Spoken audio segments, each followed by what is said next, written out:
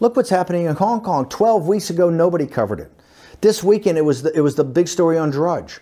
Right? Now everybody's focused on Hong Kong. Everybody's now focused on these kids. Say, hey, look, we're the best educated kids in the world. We're the nerds that are always doing our homework. We're not going to school. We may have an actual strike on the secondary schools and the colleges. People are paying attention. And what they see every day is what Davos is known for a long time. That the Chinese Communist Party is a gangster organization. It's enslaved the Chinese people. It's brutalized people that have looked to have spiritual fulfillment. It's not acceptable in the modern world. The elites of the modern world have looked the other way and cashed out. And it's working class people throughout the world said, hey, we've had a belly full of this and we're going to put it into it. And that's what Donald Trump's fighting for. You know, speaking of Hong Kong, based on everything you just said, it doesn't look good for the people of Hong Kong, or what do you think? I think the people of Hong Kong, you know, people always trash the millennials as they're lazy, they're unfocused, they want everything handed to them. I say, hey, look at the millennials in Hong Kong.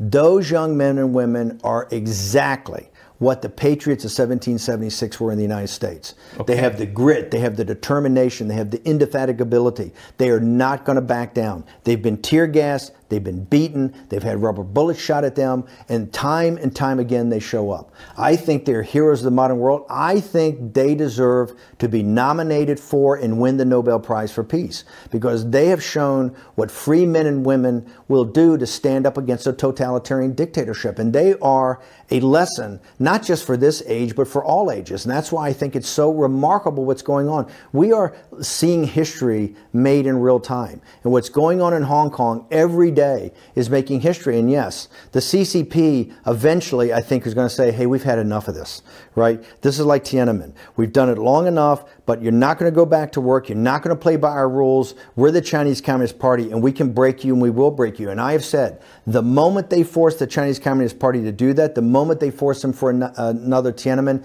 that's the beginning of the end of the Chinese Communist Party. The Chinese Communist Party, I don't think, can sustain in the modern world another Tiananmen. Why? Because they will no longer have the perception of a moral authority? Yes, I think the world, I think they start to get shut off in the world in technology. I think they get shut off in the world in capital markets. And most importantly, I think even with the firewall, the contagion of freedom will start to spread in China. And I think people will realize if they're prepared to do that there, they're going to come and do it here. And I think the people in China are going to stand up. The only people that can free the Chinese people are the Chinese people. And I think the Chinese people are going to come to a situation where they said, we've had enough of this. We've had enough of 100,000 people or 50,000 people, ruling a country of 1.4 billion and stealing all our money, stealing all our wealth, taking it for themselves, making us live in a totalitarian surveillance state, a police state, and in some cases concentration camps, to have live organ harvesting, to be able to suppress the great religions of the world of people that just want to practice their faith and practice their religions. I think people in mainland China are going to look to Hong Kong as an example and say, no, we're prepared to do what they do. I think if the Chinese Communist Party thinks that they can get away with another Tiananmen in the modern world, I think they're going to come in for a big shock.